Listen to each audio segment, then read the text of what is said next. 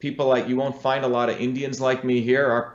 My parents were considered, and I was considered an untouchable, which is the lowest of the Indian caste system. It's like, people calling the Trumpers deplorables, okay? And so when you look at this, the tweet is really addressing three things. You have people using fear to manipulate economies, suppress dissent, which is what the hierarchical system, the upper caste used to do. Shut up, fall in line, shut the hell up, right? And push mandated medicine because, look, the medical system we're moving towards is a top-down system, totally controlled by big pharma, big ag, and big vaccine manufacturers.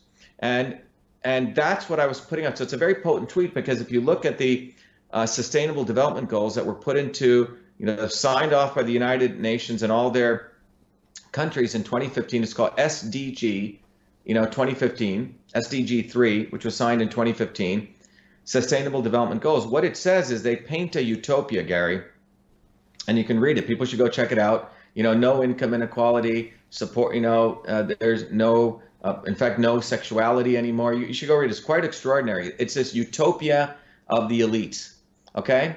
And subsequently, in an Immunization 2030 document as a addendum to that, they say the way we get to utopia, these 17 goals, is we must immunize everyone on the planet, e.g. vaccinate everyone, okay? It's quite extraordinary. So what we've developed, and the reason this is important is, look, I created a company called Cytosolve, Cytosolve. Cytosolve is one of the other inventions I did out of my PhD work to use the computer to understand chemical reactions in our body and on our cell, to basically use a computer to model diseases so we could eliminate the need for animal testing and we could discover how medicines interacted for toxicity as well as for combination therapy. This is exactly what my grandmother did, Gary.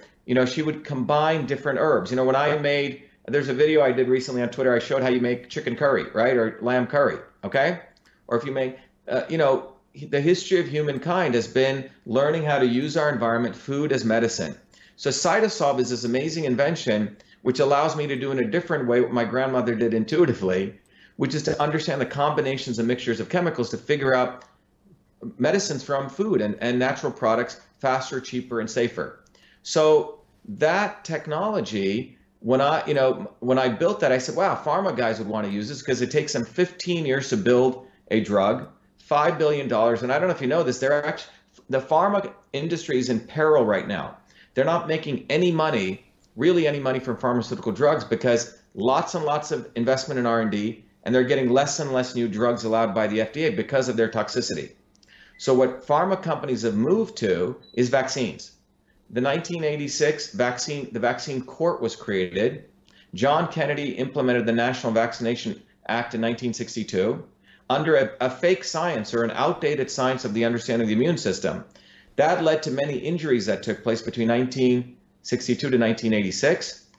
In a response to those injuries, another Kennedy, Ted Kennedy, led the creation of the National Vaccine Injury Program, which led to the creation of the vaccine courts, not in the judicial department, but under Health and Human Services, which basically allowed indemnification of vaccine manufacturers so you couldn't sue them, and the maximum liability for death was $250,000, okay? And so we're at a situation now that for pharma companies, vaccines are pure profit, no liability, no risk, they can't get sued, okay? So that's what I meant by mandated medicine, because as someone who's been involved in this field for many years, when I came into looking at the one-size-fits-all vaccine program, there were other activists in this field, and frankly, many of them were controlled opposition. People like Bobby Kennedy was playing a good game saying he's against vaccines. Meanwhile, he endorses Hillary Clinton, who is vaccine queen, okay? So the position I took was I said, we need to really educate people on the immune system. You'll see the videos I started doing. They started going viral. A lot of the mothers said, wow, this guy's a real fighter. We've been involved in this movement for 17 years. It hasn't gone anywhere. Here's Dr. Shiva educating us, and the movement started taking off. And in fact, 5 days before the coronavirus stuff hit, about a week before, is when we won a major victory in New Jersey, okay? against these vaccine mandates. So that's what that tweet is about. It's really, it's a pretty cool tweet when I look back. You know, it was a convergence of many things about what my life has been about politics, and essentially the deep state of a few set of people, from the Gates Foundation to the Zuckerbergs to Hillary Clinton, you know, congealed with the UN and the deep state elites, believing that they're going to advance, they're going to fear monger on coronavirus because of the ignorance of the medical profession. Most MDs do not know what the immune system is. They frankly have no idea. They don't even study nutrition. And based on that ignorance, they were going to scare the hell out of people with the coronavirus, you know, the quote unquote invisible enemy. I think I just put a tweet out. What an amazing way, right? You scare people with the virus, no one even can see it, right? And then you use that fear to essentially say, we need to do this for the quote unquote common good. That's what we're seeing go on. And it's an amazing recipe for fascism. It's terrifying to consider. And what also is terrifying to consider is there's speculation, considerable speculation, that the virus is actually a manufactured bioweapon. Now, the State Department, among others, are pushing back against that narrative, simply calling it Chinese and Russian disinformation. So let me ask you this. What are the origins of this theory, and is there any truth to it? Yeah, so the scientific, so let me go to the scientific origin, and then some of the stuff, you know, one of my researchers, and I went through a bunch of documents on this. So first is, if you look at a virus, you're showing a picture there, the virus is composed of broadly three major entities, right? Those things that come out of it, those S proteins, those little protrusions, then the surface of the virus, and the stuff inside the virus, which is a ribonucleic acid, which is really the quote unquote DNA of the virus. So what happens is, this kind of virus, if you think about a big ball representing your cell, these little particles land on that cell, and their goal is to get into the cell and use your cell's machinery to replicate themselves, okay? They don't destroy the cell. They use the cell's machinery to replicate, and they replicate, and they replicate, okay? So that's what a virus tries to do. By the way, we have about 380 trillion viruses in our body. It's called the virome. We have about 60 trillion bacteria in our body, and we have about 6 trillion cells, which is what we're made of. Okay, separate from those other things. So the virus essentially goal is to get into the cell. So first of all, it needs to be able to hang on to the surface, right? And be able to send its DNA, there you go, the RNA into the cell, because when that happens, it uses your own cell machinery through that RNA to replicate itself, okay? So that is sort of, you know, the sort of overview of what these viruses are trying to do. Now, the RNA sequence in this, and so the two ways it gets in is a protein surface has to be able to stick. I'm making it sort of in simple terms, to be able to go into it.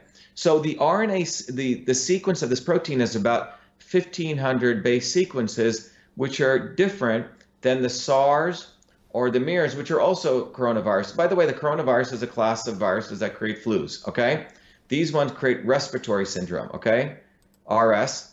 Acute respiratory syndrome is what SARS was, and MERS was Middle East respiratory syndrome, and this is coronavirus, COVID. But what people noticed was that there was a sequence of this DNA, around 1,500 base pairs, that were different than the others, and they're always different, right? That's where they're different virus. But the question comes in, was that difference formed from a natural mutation, okay? Because everything's constantly going through random mutation. And some people have asserted that the base sequences there are very difficult to occur in nature, okay? That they were recombined from other components. So that's where that comes from. So the issue really comes down, the scientific question is a probability of those base sequences being different, okay? That's where it comes from. Now, separate from that, there have been reports that the Wuhan virus was very different. The coronavirus in Wuhan was a different strain than the one that was in Iran versus the one that was in Italy. And there's reports that I've read, you know, it's hard to verify a lot of this, that all of those different viruses go back to one common branch, which actually goes back to Fort Detrick, okay, in the United States in North Carolina. And there's other, again, these are suppositions that the U.S. military or deep state sent people over to Wuhan, and that's how it got given in China. This is one theory. And the reason this comes up is because if you look at the first 41 cases, first of all, they haven't been able to find case 0, okay? But of the 41 cases, approximately 13 of these people, they're totally disconnected to these people, okay? So the thesis is that this came from somewhere else into Wuhan. Now, whether it came in or not, my view is that if you believe in the concept of a set of people who don't care about the U.S. national interest or the Chinese national interest or the Indian national interest or Italian, they're more care for their own global interests. And, nowadays, it would not, given, the level of collusion that we've seen that takes place on so many levels, that, you could view a scenario where it got created by the deep state and got put out there really to suppress dissent. Let me tell you what was going on at this time. Hong Kong was blowing up. Remember that? Oh, yeah, absolutely. Right. And what people do not know is 6 months before the coronavirus, there were massive anti-pollution protests by Chinese citizens in Wuhan, in the same city where this came from. And remember, you don't protest in China without risking your life. It's not like they have the First Amendment there. So large numbers of people are taking to the street and protesting, tens of thousands, because the Chinese government was going to build one of the largest incinerator plants there, which was going to just spew out pollution. By the way, the Paris Accords allows China to pollute, double their pollution. And the people in China, the everyday people, really care about their health. And there have been pollution protests since 2007, anti-pollution protests. But Wuhan was extremely growing. And then you don't hear any news about it. And then also remember, in the United States, the anti-vaccine movement was growing. Okay? So, there's a scenario that becomes, to me, very interesting. You have Trump in the United States could not be taken down from Russian collusion. Trump could not be taken down from impeachment, right? And how extraordinary is it that this thing comes out, the timeless of it. You see Hong Kong completely disappear, serves the globalists, because they don't have to do, because remember, any protest creates uncertainty for globalism, right? You see Wuhan go away, and then you see now an argument is saying, of course we should vaccinate everyone, right? Against the anti-vaccine movement. So that's why I put that out. Wow. And when you're a student of politics and a student of medicine, you start seeing these connections, and you also recognize that the academic elite in this country is basically practices the oldest profession. No one in the academic elite is saying anything.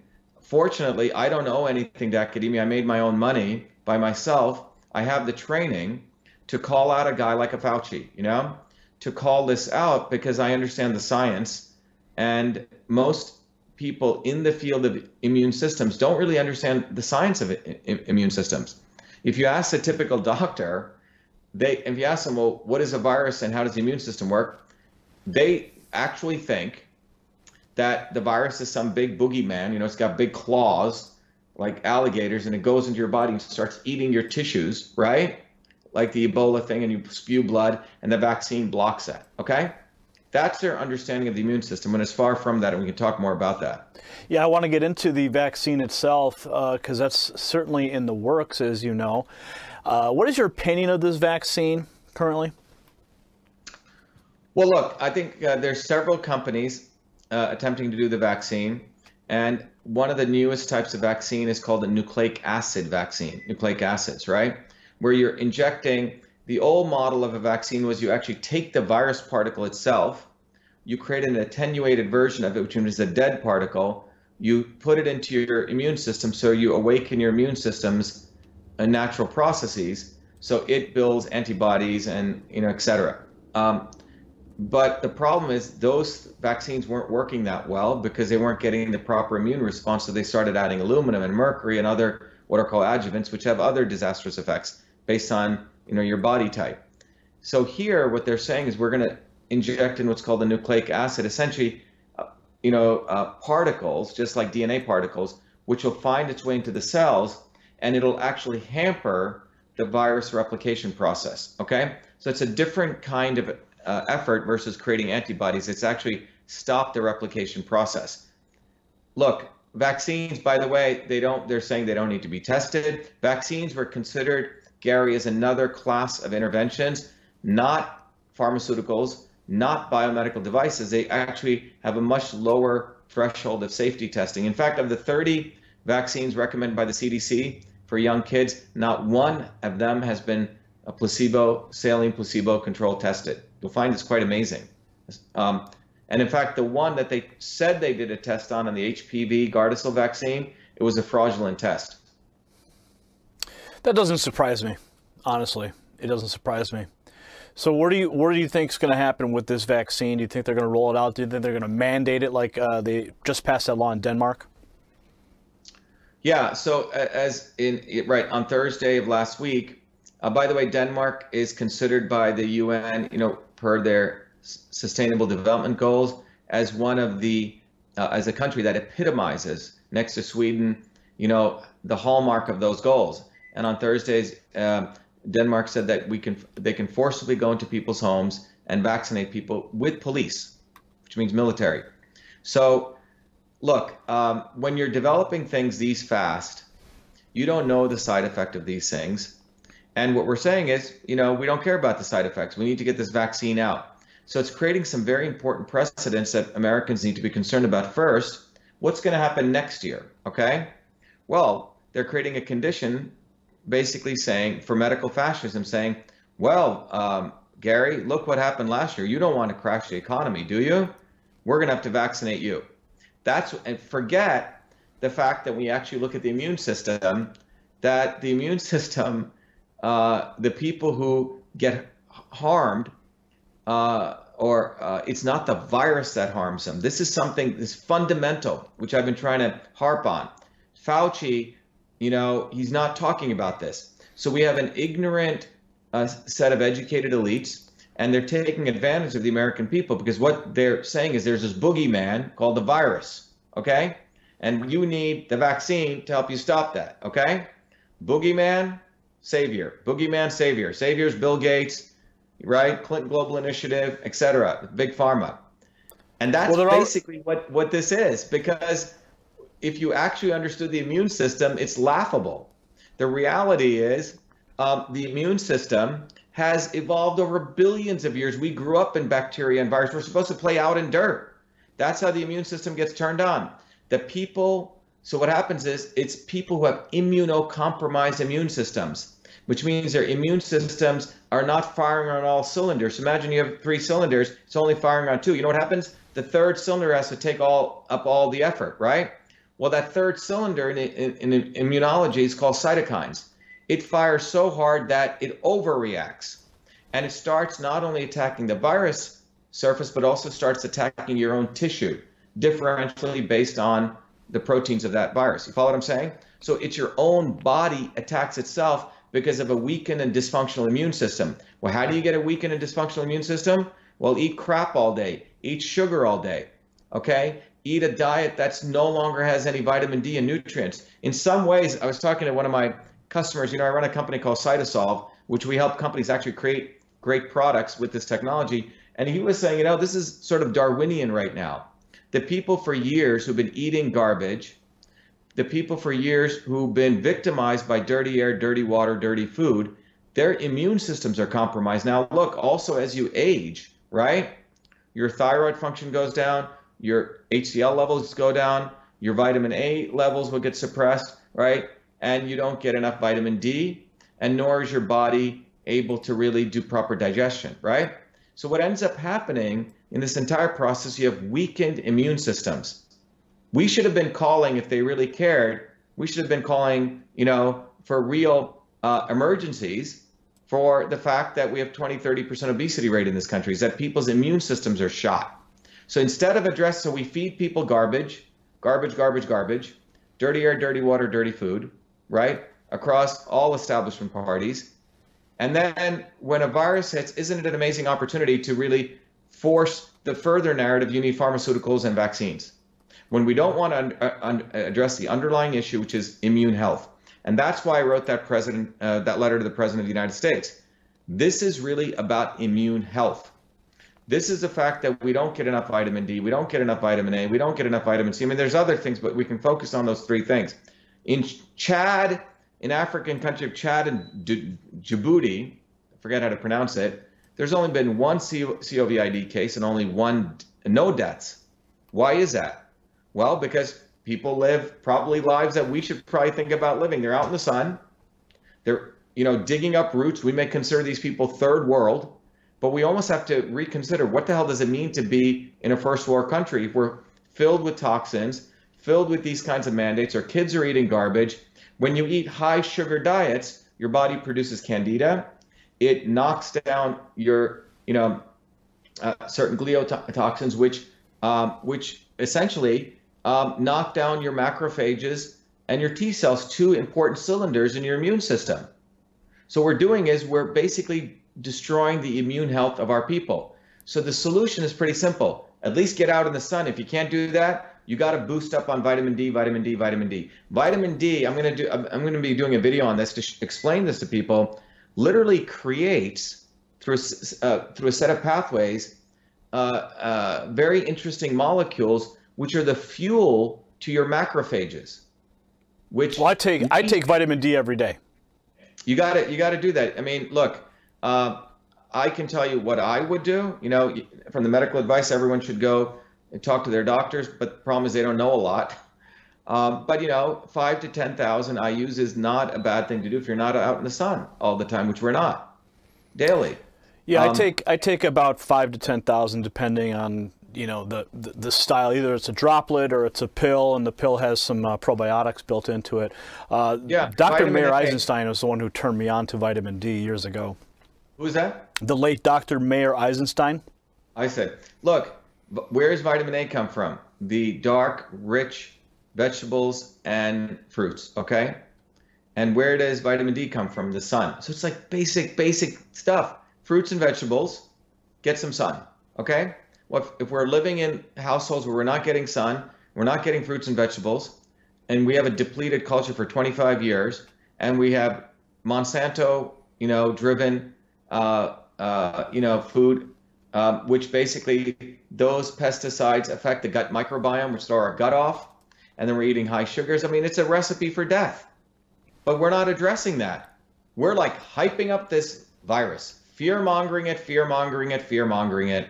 And what is the result? You have people hiding out in homes, people getting ready to accept fascism, and people not addressing the fundamental issue, which is immune health.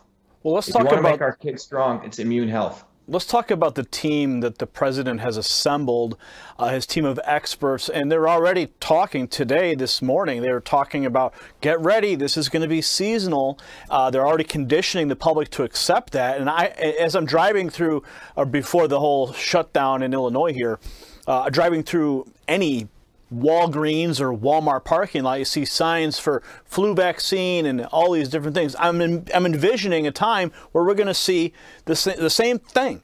Coronavirus vaccine is free for everyone today, right? So that's, I think, a future. Well, it's going to be even more. It's going to even be more unfortunate than that. It'll be, oh, Gary, your driver's license is coming up for renewal. Did you get all your vaccines? You can't travel. Hey, you can't take the train or the bus. Hey, you can't go to the gym.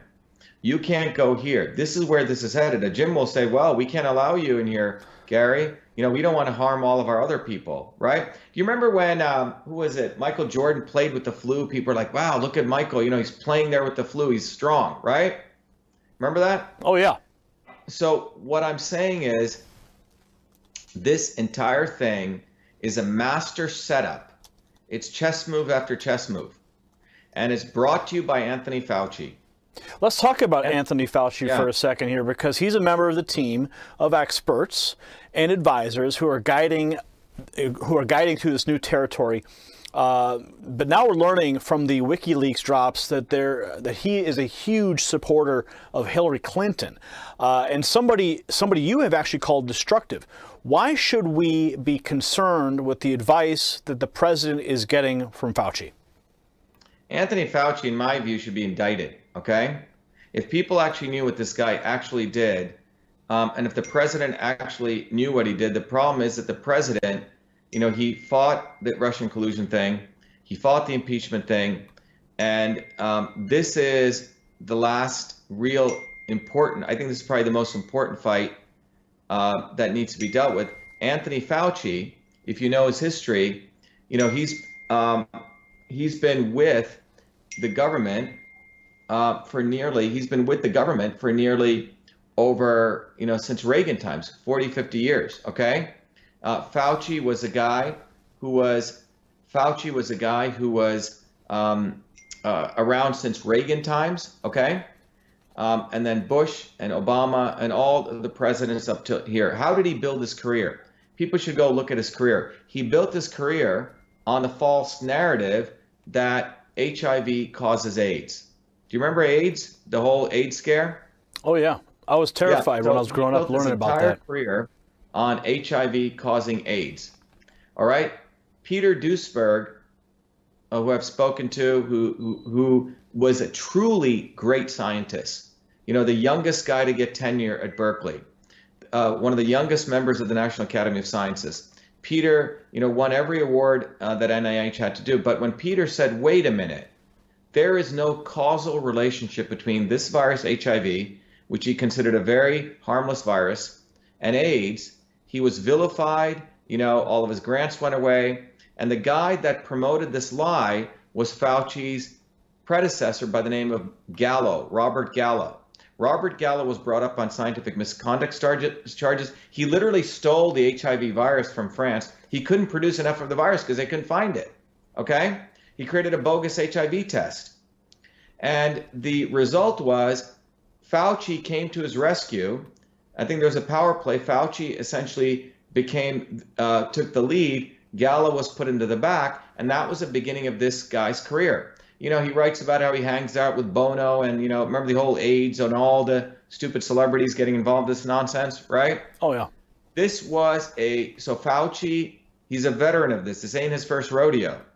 He learned how to create bogus science, to promote bogus science, to create the fear of HIV causes AIDS. Billions of dollars were spent on this. A lot of people died because people used drugs like AZT. I had a very good friend of mine who died from it. And, people didn't learn HIV is frankly a harmless virus. Okay? The people who were dying from it were, again, immunocompromised. Gays at that time, were having 1,500 partners. We're doing meth, amphetamines, all sorts of drugs. They were destroying their immune system. You had IV drug users who were destroying their immune system, and you had people getting blood transfusions, not because of the virus in the blood, but because they would get immunosuppressive drugs. The simple point here from a scientific standpoint is when you lower and you destroy the immune system. So Fauci doesn't want to talk about that. Everything is about the boogeyman of viruses, okay? It is the biggest fraud that's taking place. Fauci knows what he's doing. He's been doing this. He is the face of pharma and vaccines, and he sees his opportunity to become, the hero in all of this. Now, that's what's going on. Taking a step back here and looking at all the information you've just presented to me, the way I'm taking it in, and I'm comparing it to the information I've been ingesting over the past several weeks, the one big narrative that I've seen that's been presented is that, well, more people die from the flu.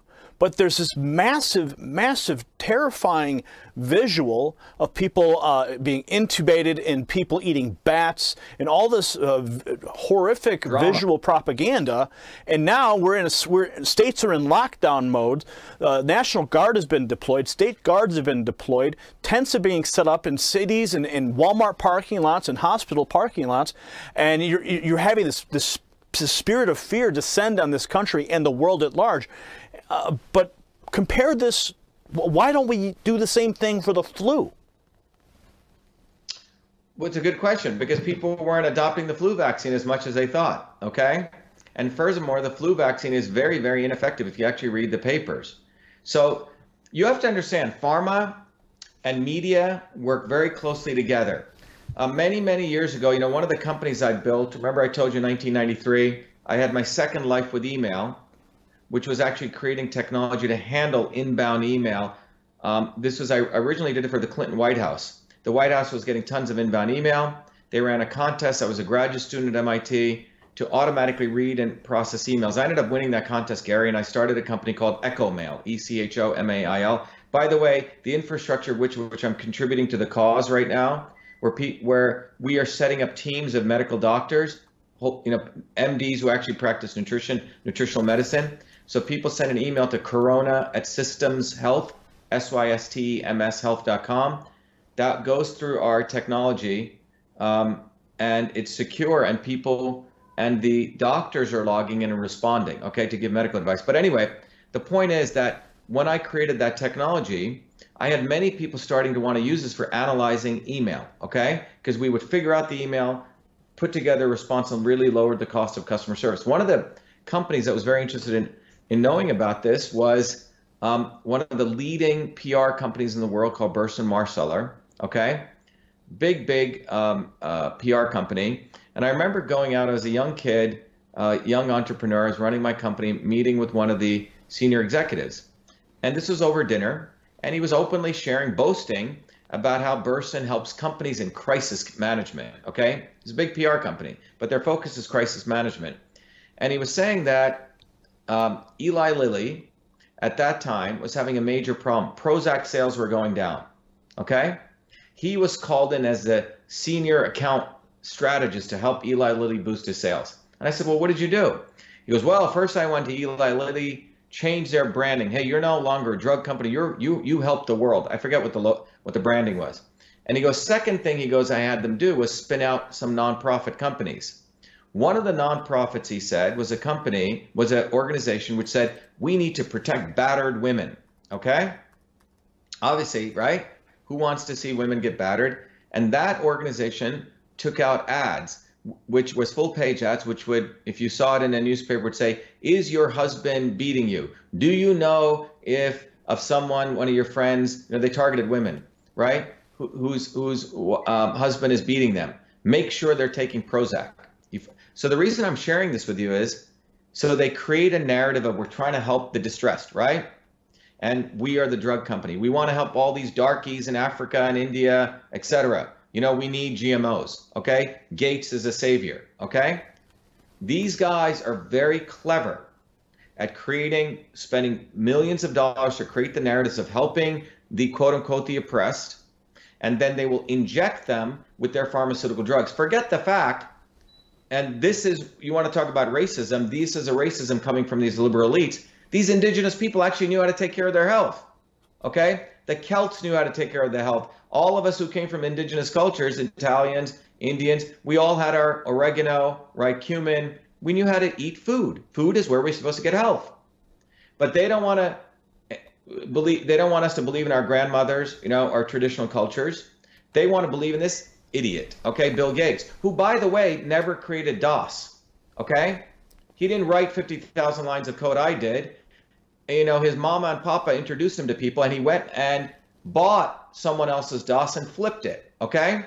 But he's a Harvard dropout, and he was able to patent his stuff, so he gets to be a gazillionaire. You see what I'm saying?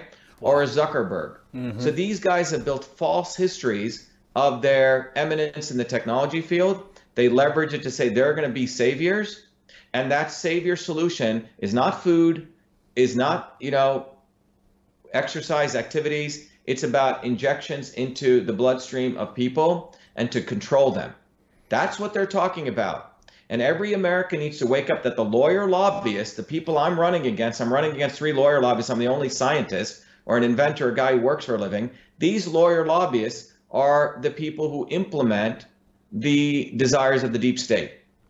That's what's going on. So what we're witnessing right before us should be a wake-up call to every person. I don't care if you're Democrat, Republican, Independent. The issue of health goes beyond all those parties. And what you will realize, all of those establishment parties want to hurt you and want to control you and want to make you they want to make you a little atomic unit where you become a revenue generator for people like Fauci's clan and these kind of people. And they practice fake science. And no academic at MIT, Harvard will say anything. You know why? Because they owe their grant money to people like Fauci. Because it's a cabal. If you say anything, you're out. That's what happened to Peter Duisberg, okay? Wow. So that's what we're dealing with. And unfortunately, the president, he may have good gut instincts, but he's not able to expose these people. And, I have had calls from senior level economists all over the country saying, Shiva, I saw your videos. You need to keep doing them. The president is being bamboozled by this circle around him. And that's why I wrote that letter, Gary. Let's talk about that letter now. Viral. And everyone should get that letter. Everyone, it'll be up on our website. It may be up right now, but right on the Shiva for Senate website, we're putting a link to that letter. And that letter basically lays out in 4 pages very clearly what the problem is, that you have a fake science of the immune system. Here's the real science. And I actually proposed to the president a protocol, which is basically vitamin A, D, C, and some iodine.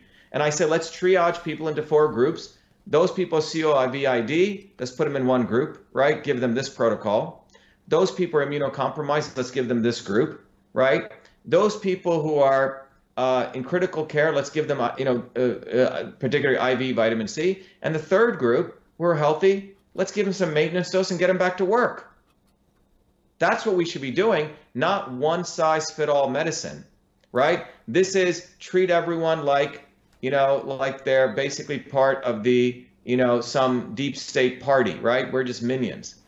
So it seems like, what they're providing here is a one-size-fits-all solution. One-size-fits-all medicine. That's a form of medical fascism, right? What you need is different than what I need. Your genetics, your needs are very different than mine. And in fact, in 2003, when I went back to MIT to pursue my PhD, MIT created a new department called biological engineering, which I was one of the first early graduates. And one of the tenets at that time was personalized medicine, the right medicine for the right person at the right time. So people like Fauci aren't even practicing modern medicine. He's practicing outdated fake science medicine. Wow, there he is. It's criminal. So you sent this letter. He developed this whole shtick, the little glasses, the little gray hair. These guys build their little shticks. And I've been around them, no different. Look, I was in Hollywood, I've been at MIT. They're not that different, okay? They're not that different. Particularly the people who are not that good scientists and not that good actors, okay? They want to be celebrities and they want to be academics, very different than real actors or real scientists. Now let's talk about we have a preponderance of celebrities and we have a preponderance of academics, both who practice the oldest profession in the world right now, both of them, both sets of people. Now you're currently running for Senate in Massachusetts as a Republican against Ed Markey.